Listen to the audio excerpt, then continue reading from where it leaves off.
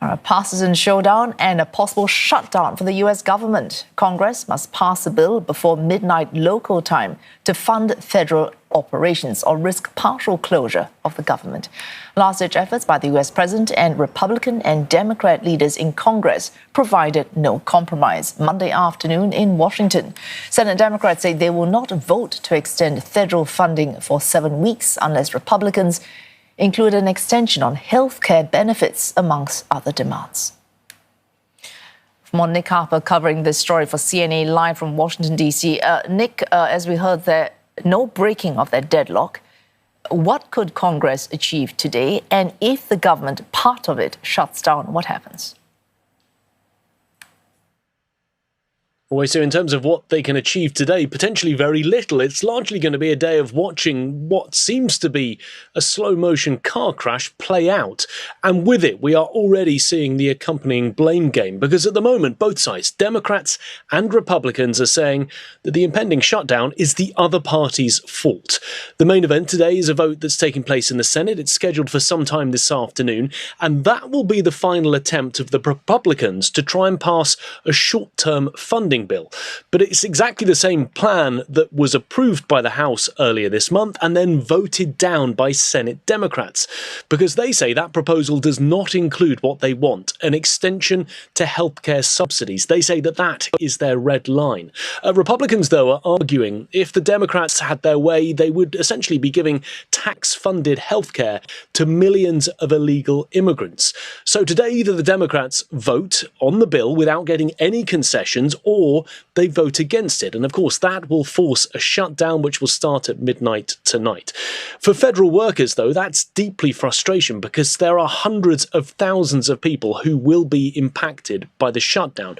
Normally, they would be furloughed. So if they're not working, they're not getting paid. This time round, though, the White House has told agencies to prepare for mass layoffs, really using the shutdown as an opportunity to axe jobs. And if there is a shutdown, there will be huge consequences for services right across the country. The military, for example, will be unpaid. National parks will close. Air travel could be affected. We could even have a delay in getting economic data like Friday's jobs data. And court hearings and trials, all of those might be put on pause. What's making it worse this time around, though, economists saying that the US economy, because it's so fragile, with stubbornly high inflation and tariffs now beginning to bite, the effects could be even worse. So bottom line, look, who's to blame? President Trump says the Democrats are deranged. He's saying that the Democrats are hurting the country. Democrats, though, hope the shutdown will help their party in the long run, painting the Republicans, who control the White House, the House, and the Senate, as the party of chaos. Oh, thanks. Nick Harper there reporting for CNA from Washington, D.C. Now, the blame game and who might actually profit from that. We're joined by Steven Okun, CEO of APAC Advisors. Any shutdown, a partial shutdown, would be hard. Nick mentioned it. It's not just furloughs. There could be permanent job loss.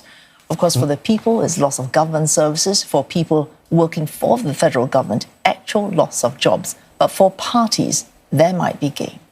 Well, look, Americans like to complain about the government until, of course, when it gets taken away. And when it gets taken away, they're like, no, we like these government services that we have. And they are going to blame the party that takes those services away. Now, the question is, who ultimately will the American people blame if this shutdown occurs and if it goes on for an extended period of time?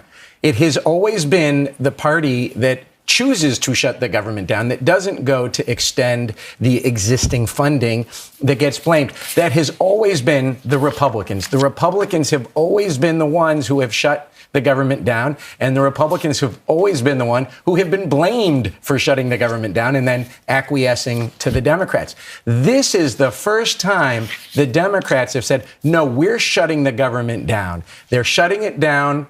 They're saying because of health care. But of course, this is bigger politically than health care. This is the only power the Democrats have against Donald Trump, because they don't have the House, they don't have the Senate, they don't have the White House.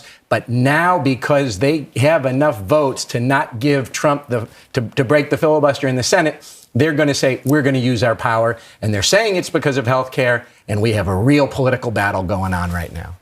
the risk is very high that whatever power they might have in terms of public opinion, they might squander that, being seen as the party this time shutting down the government. And the Democrats say, you know what? It's worth it this time. It's worth it because what do we have to lose? Donald Trump has gone through every check and balance that has traditionally been contained to a president. Donald Trump has not spent the money that Congress has allocated. And so the Democrats in Congress are saying, we have to go forward now. And if we don't, we're going to lose even more. So it's worth this risk that we're going to get blamed. And we do have a strong substantive issue to base it on. Literally the only issue that Democrats have more public support over than the Republicans right now is on health care. So let's talk about health care. Let's talk about the 22 million Americans whose health care premiums are going to go up if we don't get this fixed. And now we're going to see what happens. The Democrats also, at least in terms of net approval ratings, we'll get to health care in a moment. But Mr. Trump, I think it's 253 days into his second term, at least in terms of some polls, could be hemorrhaging public support. Let's take a look at, this is a YouGov poll, the numbers there. So what's not surprising is the loss in net approval from the time he was inaugurated. Every president, I think, in the United States loses approval after he's inaugurated. But what is outstanding this time, you have pointed to those trends. They are. Well, I mean, Donald Trump is historically unpopular right now as a president, only rivaling his own unpopularity in his first term. And what he has done in this term is he has gone well beyond any mandate that he had when he defeated, Vice President Harris. And he has gone well beyond what he talked about, or maybe exactly he's doing what he talked about that the American people don't like. They don't like the high prices that are coming with tariffs. They don't like all of the people who are getting deported. They don't mind the criminals getting deported, but when the non-criminals are getting deported, they find that immigration, he's going too far. They find he's going too far in bringing the National Guard into cities. And so he is going very far, and that is why his approval rating is much lower than most presidents, almost any president at this time, really, other than himself. Look, he's in Joe Biden territory when Biden was as unpopular as he was when inflation was very high.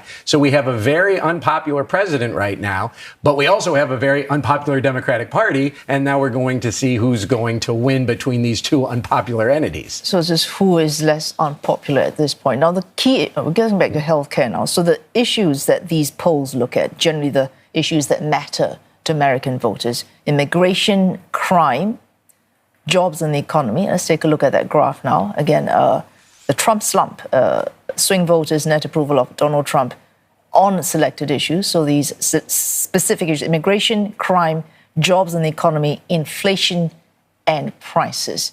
Or healthcare lies closer to Democrat hearts. So as you say, the Democrats, if they want to sell this message, have to persuade Americans that healthcare, if we look at that, for Democrats, it matters to it's 14%, so the third most important concern. For Republicans, it's just at 8%. So they have to somehow inform and persuade Americans that healthcare matters. And Mr. Trump has failed on healthcare. And that's exactly what Chuck Schumer and Hakeem Jeffries are going to need to do. What issues matter most to Americans, they change over time. Sometimes it's healthcare is your top issue, as it was under President Obama's presidency. Sometimes it's education, as it was under President Bush's presidency. Sometimes it's immigration. Sometimes it's the economy. And so right now, what the Democrats need to do to win this shutdown, and this is going to be difficult, but what the Democrats are going to need to do is to convince Americans that so many Americans are going to lose health care, or that their costs are going to go up so much, and that the Republicans are allowing this to happen, that they are willing to shut the government down, put all of those national parks out of commission for a while, maybe harm the ability for people to get through security checkpoints at airports, because when people don't get paid, they don't show up for work. Maybe they can't get other services if they have a contract with a small business administration and that doesn't get paid. The Democrats are going to have to convince people that this is worth shutting the government down for. It is a high-risk strategy that the Democrats are taking, because the party that's always shut down the government has lost, but they think, you know what, we've got a good argument, healthcare, we've got a weak president politically to do this against, and what do we have to lose because we've got no power anyway? All right, stepping back from this, I'm reminded of something you wrote right after the elections last year, and this was a timely article.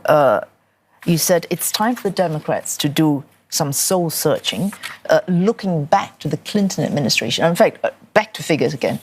The same poll that we looked at, what was also surprising was that the loss of support for Donald Trump did not translate as it should have done into gain in support for Democrats. As you mentioned, it's a competition for who is less unpopular at this point. Clinton came to office after 3 losses for the Democrats. And that was significant for you and the Clinton administration. Now, I was there, and I was there when the Republicans said, we're shutting the government down unless you agree, President Clinton, to our demands as a Republican Congress. President Clinton fought. He stood up to those Republicans. I got sent home. I didn't work for about 3 weeks because every government official, except for those who were in life, in issues of life and death and safety, those people were all sent home, like I was sent home, as were hundreds of thousands of other government officials. But the Democrats said we have to fight for what we believe in, and even if it's going to take a shutdown of the government, we're going to do that. And this is what the Democrats are doing now. They're taking that page out of Bill Clinton's book in the mid-90s, and they're saying it's worth fighting for here. And what we need to do, as the Democrats are saying for themselves, is let's make this a choice between Donald Trump and the Democrats and healthcare. And if we can make that choice, maybe we can get public opinion on our side, because it's not right now. All right, a final question here. So what you're talking about is hard-nosed strategy. The Democrats, in that article I mentioned, I did not ask this question, was they need to move beyond strategy. They need to be a party that lives its beliefs and wins elections. Since November, have they done that? Final question. And look, they are up against Donald Trump, and Donald Trump is brilliant at this. Donald Trump is brilliant at finding those messages and hammering home on them and using his power to get his way. The Democrats are in for a heavyweight fight. I mean, Donald Trump is brilliant politically at this type of messaging, at convincing his base that he is fighting for them. And that is why I fear this shutdown could break the record of the 35 days, the last shutdown we had, the longest shutdown that we had. This could be real harm to the U.S. economy if we don't get the data. We start to lose economic forward motion that we have going. It could hurt us politically and geopolitically, because other countries like China are going to say they can't even govern themselves. They can't even keep their government open. Why should you trust the Americans? You should look for other things to do as we're rewriting the global rules on trade. So this could be the most impactful geopolitical shutdown that we've ever had. Well, it's not just U.S. repercussions, but worldwide. Thanks so much for joining us. Steve Okun, CEO of APAC Advisors.